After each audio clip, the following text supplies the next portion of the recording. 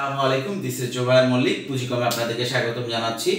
আশা করি সবাই খুবই ভালো আছেন। আল্লাহর অশেষ রহমতে আমিও ভালো আছি। আপনাদের জন্য আমাদের যে 18 নম্বর ব্যাচ, আজকে আমাদের ভিডিও হচ্ছে 18 নম্বর ব্যাচের জন্য 7 নম্বর ভিডিও। আর আজকে আমাদের টপিকস হচ্ছে 1 লক্ষ টাকা আমরা রেডিমেড গার্মেন্টসে কোথায় ইনভেস্ট করতে পারি এবং এখান থেকে কিভাবে 30 থেকে 40,000 টাকা ইনকাম করতে পারি। আচ্ছা, আমি আশা করি আপনারা 6 নম্বর ভিডিওটা দেখছেন যে 20,000 টাকা থাকলে কি হবে এবং কি করতে পারবেন। এই ভিডিওটা নিশ্চয়ই আপনারা দেখছেন, ঠিক আছে?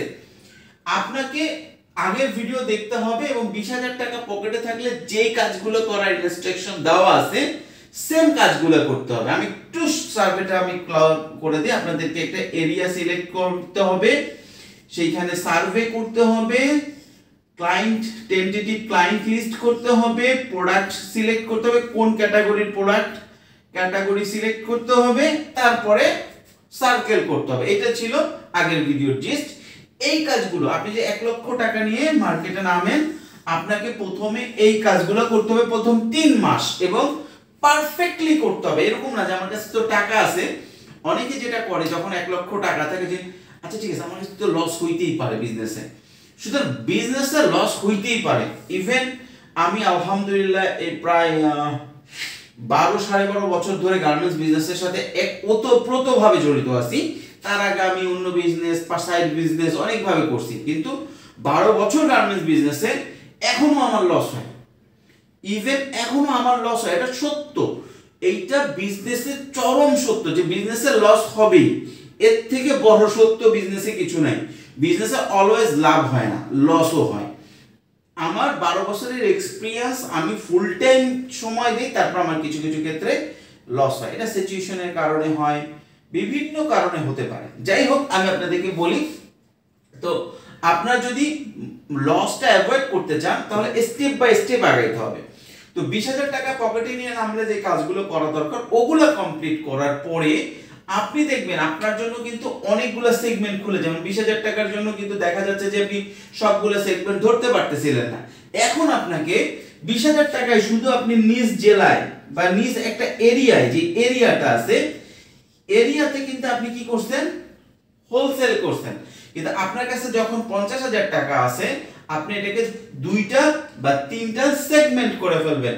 প্রথম সেগমেন্টটা কি হবে, আপনি 70% টাকা রাখবেন, মানে 70,000 টাকা রাখবেন হচ্ছে হোলসেলের জন্য, আর 30% টাকা ইউজ করবেন হচ্ছে আপনি রিটেলের জন্য। আচ্ছা, রিটেল কেন ভাই, আমার তো 1 লাখ টাকায় আমার তো রিটেলের কোনো অপশন থাকবে না, আমি কিভাবে করবো কাজটা? হ্যাঁ, এখানে আসেন।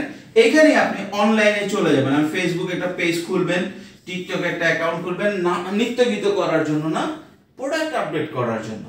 প্রোডাক্ট আপডেট করার জন্য, প্রোডাক্ট রিভিউর জন্য। খবরদার, আপনারা যদি নিত্যগীত শুরু করেন তাহলে কিন্তু আপনার বিজনেস থাকবে না। আর অনেকেরই ধারণা যে নিত্যগীত করলেই ভালো ফলোয়ার পাওয়া যায় বা অনেক কিছু করা যায়। আসলে কি, এইটার খুব বেশি ইম্প্যাক্ট অ্যাকচুয়ালি নাই। আচ্ছা, এটা নিয়ে আলাদা দিন আলোচনা করব। নিত্যগীত করা খারাপ না, কিন্তু বিজনেসের ভিতরে এটা না ঢুকানো ভালো। এটা অসম্পূর্ণ আলাদা জিনিস, এটা আমি অন্য একদিন আলোচনা করব। তো এখন আপনার এই যে 2টা সেগমেন্ট করে ফেলবেন, আপনি এই কাজটা করছেন। এখন আপনার কি কাজ? প্রথম কাজ হচ্ছে মার্কেট সার্ভে করার পরে, মার্কেট পুরো আপনি সার্ভে করছেন, আপনার যে টেরিটরিটা আপনি সিলেক্ট করছেন, সার্ভে করার পরে দেখলেন যে নির্দিষ্ট কিছু আইটেম আপনার এরিয়াতে খুব ভালোভাবে পাওয়া যায় না। যেমন ধরেন আপনি ইম্পোর্টেড প্রোডাক্ট, 20,000 টাকা দিয়ে যখন নামছে তখন তো আপনি ইম্পোর্টেড প্রোডাক্ট ধরেন নাই, কথার কথা জাস্ট। অথবা আপনি সাব প্রোডাক্ট এখানে পারবেন না, আপনি হয়তো 100% এক্সপোর্টেড প্রোডাক্ট ধরেন না, আপনি স্টক লট প্রোডাক্ট ধরেন নাই। তখন আপনাকে কি করতে হবে, নির্দিষ্ট কিছু আইটেম অল্প অল্প করে আপনার হাতে রাখতে হবে এবং আপনি যে হোলসেল করার জন্য যে মালগুলা কিনতেছেন সেই মালগুলা থেকে কিছু প্রোডাক্ট সবসময় রিটেলের জন্য রেখে দিতে হবে। কিরকম? ধরেন আপনি 36 পিস টি শার্ট কিনছেন, 36 পিস টি শার্ট থেকে আপনি 6 পিস টি শার্ট প্রফিট থেকে রেখে দিলেন, দিয়ে ওইটাকে আপনাকে রিটেলে সার্কেল করতে হবে। এখন একটা জিনিস খেয়াল করেন, আপনি 36 পিস টি শার্ট কিনছেন, এভারেজ আমাদের কাছ থেকেও যদি কেনেন 155 টাকা দিয়ে আপনি হোলসেল করে ফেলছেন 60 টাকা, আপনার প্রফিট চলে আসছে, কস্টিং চলে আসছে, 6 পিস আছে, ওই 150 টাকাতে তখন আপনি 300 টাকায় সেল করার চেষ্টা করবেন। এই যে 300 টাকায় সেল করলেন, যেখানে আপনার 300 টাকা প্রফিট হওয়ার কথা ছিল, ওইখানে কিন্তু 300 টাকা প্রফিট হয়, ওই প্রফিটটা কি হয়ে গেল, 1800 টাকা হয়ে গেল। এবং আপনাকে এই যে সার্কেলটাকে আস্তে আস্তে আস্তে আস্তে বড় করতে হবে। এরকম না যে প্রথম 1 লাখ টাকা দিয়ে আপনি মাল কিনে ফেলবেন।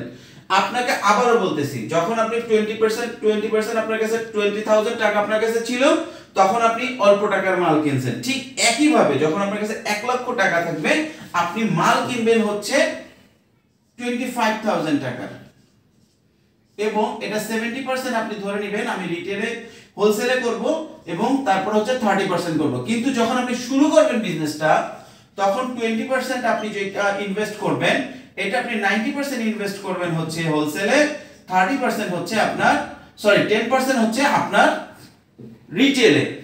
প্রোডাক্ট নেবেন 10%, 20%, আস্তে আস্তে আস্তে যখন আপনার রিটেল দেখবেন বাড়তেছে, তখন দেখবেন যে আস্তে আস্তে আস্তে আস্তে আপনার প্রফিটের সিরিয়াল পরিমাণটা বাড়তেছে।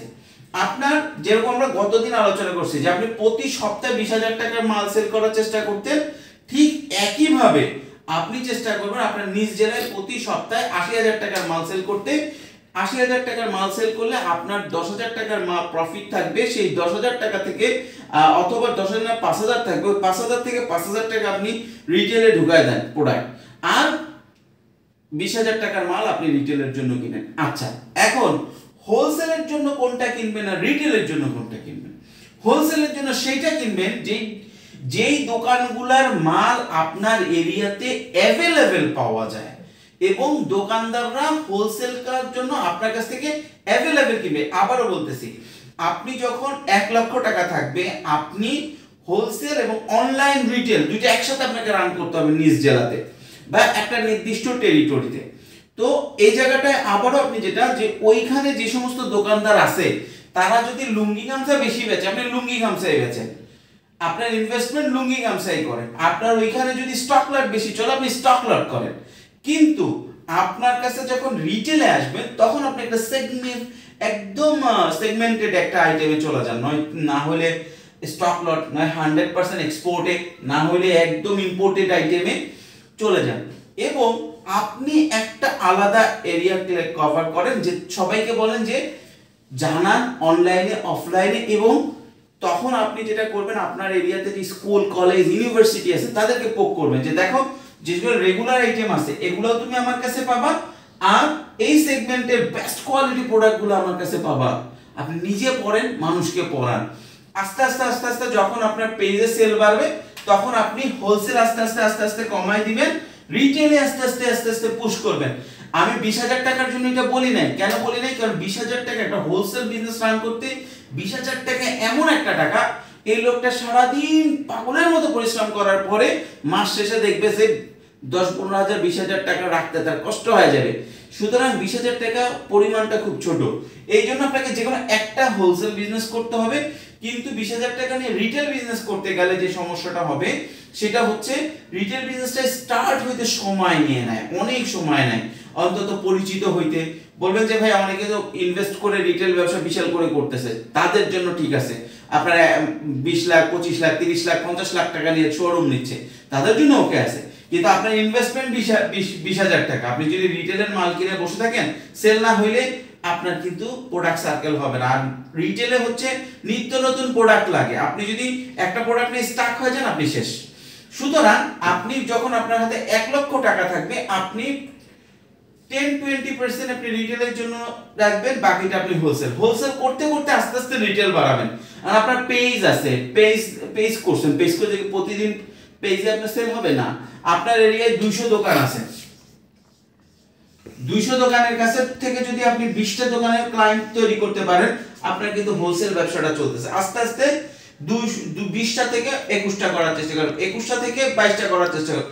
এই যে হোলসেল ক্লায়েন্ট গুলো বাড়লো, আর আস্তে আস্তে আপনার পেজে রিটেল করা শুরু করবেন। এর রিটেল বাড়বে, হোলসেলে ইনভেস্টমেন্ট কমাবেন।